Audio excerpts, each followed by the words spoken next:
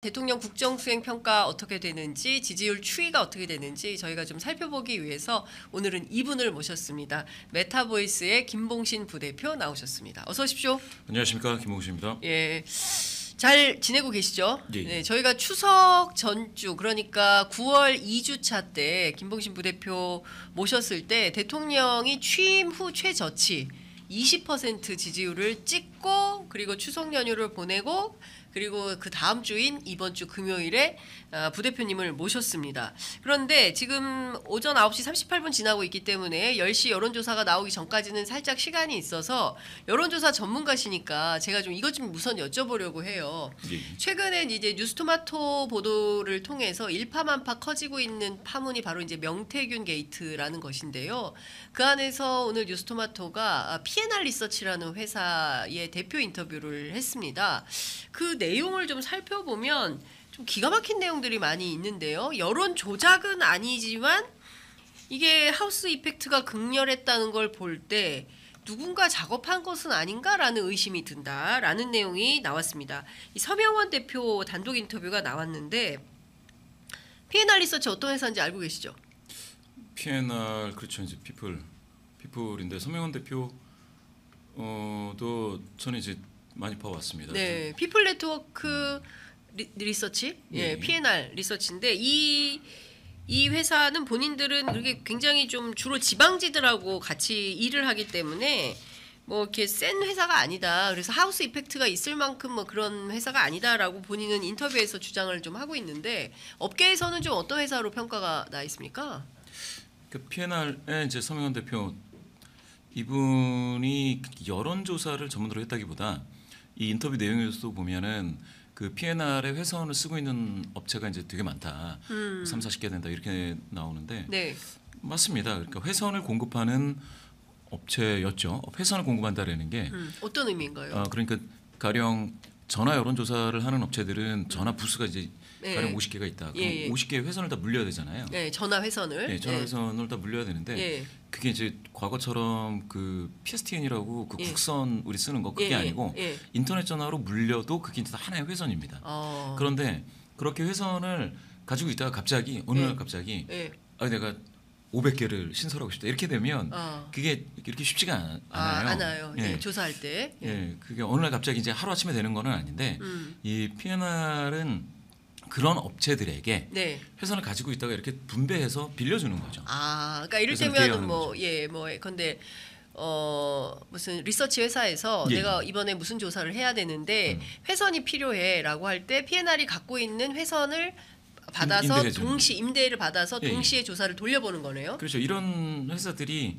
여러 개 있습니다. 여러 개 있고 그 이 회사들은 그러니까 일종의 그러니까 예전에는 그거를 통신사라고 하죠. 네네. 통신사가 우리가 이제 알고 있는 3대 큰 통신사만 있는 것은 아니고요. 네. 예, 이 독립적으로 이제 그 통신사로부터 또 이렇게 회선을 네. 뭐 10,000회선, 뭐 20,000회선 이렇게 가지고 있는 보유하고 있는 회사들이 있습니다. 아하. 거기에 이제 서명원 대표도 이제 한 회사이고, 예. 그리고 이제 그런 일을 하다 보면 ARS 서버를 공급하거나 임대해주거나 뭐 이런 일을 하게 됩니다. 네네. ARS 서버를 여러 그 개발업체라든지 이렇게 회선업체에게 뭐 돈을 줄 테니까 달라 해서 이렇게 사는 경우도 있고요, 임대를 하는 경우도 있고요.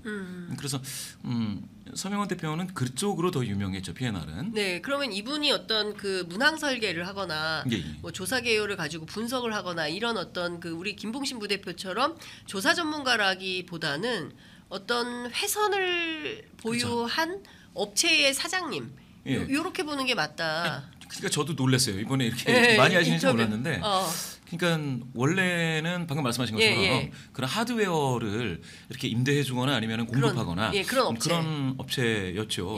그래서 제가 알기로는 서명원 대표가 어디 가서 이렇게 지금 이 인터뷰를 뉴스토마토에서 했는데 이렇게 인터뷰 잘 안 하시는 분이에요. 이렇게. 그래요? 그런 분 아니에요? 만나서 이렇게 정치 분석을 하거나 이런 것도 아니고 그렇게 하시니까 여론조사 ARS야 뭐 간단하게 할 수야 있겠지만 그런데 그러니까 조사를 분석하고 문항 설계하고 이거는 그러면 서명원 대표 몫이 아니었다고 봐야 되겠네요. 그럼 이거는 명태균 씨가 문항 설계를 하거나 그걸 가지고 분석하거나 이런 건 딴 사람이 했을 수 있다.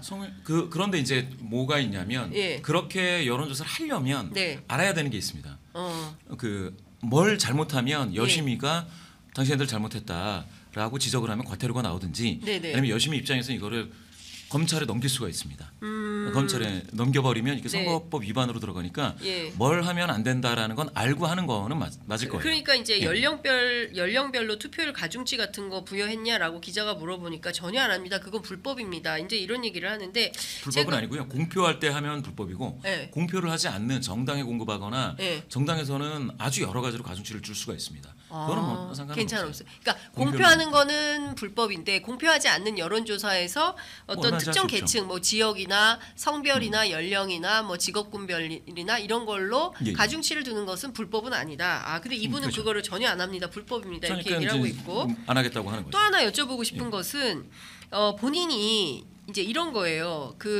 저 설문을 주면 자기가 그걸 가지고 봤을 때 이건 아니야. 이렇게 보이는 대목들이 있었다는 거예요. 그렇죠. 그래서 이거 내가 이런 조사하면 안 된다, 못 하겠다라고 하면 명태균 씨가 전화를 해가지고 이거 왜 안 되냐, 딴 데는 다 하는데 그러면 저는 못 합니다. 다른 데서는 해도 저는 못 하고 그럴 거면 중앙선관위하고 직접 통화를 한번 해보세요. 뭐 이런 얘기를 했다는 거예요. 그래서 실제로 PNR에서 명태균 씨 관련한 미래한국연구소 관련 조사를 하면서 중앙선관위 조사도 많이 받았다. 라는 그러니까 조사 위반 같은 걸로 조사를 받았다는 거고, 그러니까 누가 고발을 하면 무조건 조사를 하게 돼 있기 때문에 본인이 이제 중앙선관위도 상당히 답답했을 거다. 이제 이런 얘기를 합니다. 자기도 답답하고 튀는 조사가 많이 나와서 불안했다는 거예요. 그러니까 무슨 얘기냐면 지난 대선 과정에서 PNR 리서치가 조사를 하면 거기에서 윤석열 후보에게 유리한 조사 결과가 나오고 이 유리한 조사 결과가 나오면 본인도 놀랄 정도로 자기네는 작은 회사인데 큰 회사가 아닌데 이게 나오면 무슨 거의 큰 신문사들이 방송 뉴스 화면 뭐 이런데 막 자막으로 나오고 그래서 자기도 놀랐다는 거거든요. 이 대표 스스로가. 그래서 유독 저희만 윤 대통령이 높게 나왔어요. 그래서 이 자체가 굉장히 불안했다는 거고, 그런데 보수 매체들이 이거를 계속 다뤘다. 그러니까 일종의 조사가 나오면 저희도 이제 오늘 갤럽 조사를 많이 보도를 하는데 그런 것처럼 여론조사 결과가 나오면 미디어들이 다 받아 쓰잖아요. 그러니까 그런 측면에서 볼 때 당시 대선 과정에서 이 PNR 조사에 대한 뭔가 조사 업계에서의 뭐 이러저런 얘기들이 좀 있었던 게 사실입니까? 조사 업계에서는 PNR과 관련해서 그렇게 얘기를 잘 안 했습니다. 서로 바쁘기도 하고. 사실 PNR이 방금 뭐 서명현 대표 잘 이야기를 한 것 같은데 되게 이제 중심적인 업체다라고 하지는 않았었어요. 그러니까 뭐 갤럽이다 아니면 뭐 한국 리서치다. 갤럽하고 한국이 이제 제일 큰 뭐 양대 산맥이니까 그런 식으로 이렇게 갤럽에서 이렇게 나왔대 뭐 이렇게는 하지 않았었습니다. 다만 이제 이 작은 업체라 하더라도 작은 업체가 어떤 어느 후보에게 강한 그런 어떤 결과가 나왔다. 그러면은 그걸 가지고 커뮤니티 같은 데는 많이 뿌리겠죠. 커뮤니티 같은 데서 그렇게 해서 뭐라고 해야 되나, 이게 그러니까 탁탁 뭐 이렇게 높게 해줘, 그렇게 높게 해주니까 커뮤니티가 갖다 뿌려. 그래서 뭐 지지자들이 힘을 받아. 뭐 이런 꼭 그렇게 갔을 거라고는 생각 안 하지만 커뮤니티 뿌리는 분들은 어느 업체 결과든지 간에 자기가 좋아할 만한 것들이 나오면 그냥 다 갖다 뿌리는 거예요. 근데 그게 반복적으로 됐기 때문에 이게 하우스 이펙트로 굳어졌다라고도 만약에 이야기한다면 그거는 이제 논리적으로 말이 될 수가 있는데요. 저기서 서명현 대표가 뭐 어떤 저항을 했다고 하지 않습니까? 그 문항에 대해서 난 못하겠다라고 하는 것들은 못하겠다. 그거는 그러니까 뭐냐면은 누가 홍길동 뭐 임꺽정 유관순 누가 보더라도 이거는 이런 문항은 안 된다라는 게 있을 수가 있어요.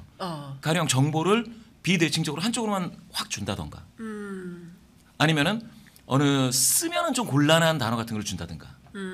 예전에 그러니까 추미애 전 장관 시절에 아들이 뭡니까 그 몸이 아파가지고 몸이 아파서 휴가를 받았는데 그 휴가가 특혜냐 뭐 어쩌고 뭐 이런 얘기가 있었잖아요. 언론에서는 그걸 특혜라고 막 주장을 하더라도 조사에서는 그걸 특혜라는 단어로 쓰면 좀 애매해요. 왜냐하면 특혜라는 단어로 쓰면 그 자체가 부정적 의미 부정적으로 확 돌아설 수가 있어요. 그렇죠. 왜냐하면 한국 사람들이 우리나라 사람들이 특혜 좋아하는 사람이 세상에 어디 있습니까? 특혜 제일 못 견디죠. 예, 안 되죠. 예. 나는 힘들게 사는데 저 특혜다 네. 이러면은 무조건 아유 안 된다 이렇게 예. 응답을 하게 되어 있습니다. 예. 그러니까 그런 단어를 조심해서 써야 되는데 어딘가에서 그 단어 쓰니까 아니 그러니까 60%인가 당시에 막 그렇게 나와버린 거예요. 이거 잘못했다 추미애 장관 예. 뭐 이런 식으로 나왔는데 그게 사실은 나중에 그게 별 문제 아닌 걸로 또 됐었거든요. 예. 그러니까 이걸 조사인들도 조심해야 돼요. 그런 단어를 쓸 때. 그러니까 그런 측면에서 보면은 여론을 호도할 수가 있는 거죠. 그렇죠. 없는 여론을 예. 만들 수가 수도 있는 있는 거죠. 거죠. 그래서 이제 아마 서명환 대표가 아유 이렇게까지 하면 어떻게 하냐. 이거 안 된다. 예, 안 된다 하고 자기도 얘기했을 수가 있죠. 예. 그리고 그런 걸 가지고 등록을 하려고 하면 이 선거 때는 중앙여심위에 있는 그러니까 선관위죠. 그분들이 진짜 너무 이 일이 많아가지고 다들 코피를 줄줄 흘릴 정도로 힘든데 그러니까 중앙여심에서 이런 것 좀 하지 마라. 이건 안 되는 거 아니냐 이렇게 얘기했을 수가 있죠. 그러면 서명환 대표가 아니 이건 얘기 하나만 신고를 하나만 안 된다라고 할 거를 아니 이걸 왜 주느냐라고 이야기를 한단 말입니다. 저는 제가 봤을 땐 그럴 확률이 되게 높아요. 왜냐하면 조금 더 깊게 가면 문항을 아주 깊게 가면요. 네. 이게 순서 효과도 있고요. 예. 그렇죠. 잘 모르시는 분들은 좀 모르실 수 있는데 순서 효과가 그 선택지 순서 효과에서부터 그게 초도 효과, 말미 효과, 그다음에 문항의 순서 효과, 그다음에 뭐 지표 문항을 어디다 두느냐 이런 것들이 다 아주 복잡하게 들어갑니다. 그렇죠. 이게 전문가들이 예. 그런데 이제 그런 것까지는 모르겠어요. 지금 그런 것까지는 요새는 여심이가 그런 것까지 좀 보기는 해요. 순서 효과까지는. 예. 그런데 예전에는 안 보는 경우도 있었습니다. 예. 그러다 보니까 제가 생각했을 때는 이 서명환 대표가 이거는 하기 어렵다라고 하는 거는 문구였을 확률이 좀 있고요. 문항 내용. 문구. 예, 문구. 예. 뭐 문구 이런 문구가 조금 뭐랄까 잘못 이해할 수 있는 문구로 설문 문항이 다 배치가 되면 제가 이렇게 됐다라는 것은 아닙니다. 일반론을 이야기를 하는 겁니다. 그렇게 되면 뭐가 되냐면 그러면 이 기관은 이런가 보다라는 인식이 쌓이지 않습니까? 이게 이제 하우스 이펙트가 되는 겁니다.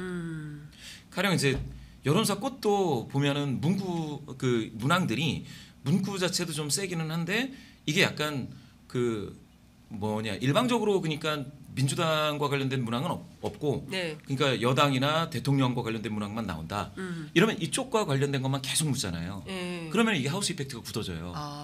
그러니까 보통 어떻게 하냐면 민주당과 관련된 걸 3개 물으면 국민의힘도 한 3개 묻고 4개면 4개 묻고 이런 식으로 문항 숫자도 균형을 잡아줘야 되는데 이게 전 그러니까 모르겠어요. 서명환 대표하고 이 건으로 제가 이야기해 본 적은 없습니다. 네. 적은 없는데 지금 이건 안 되겠다라고 얘기했으면 그와 같은 것일 수 있겠다. 그 가능성이 있다.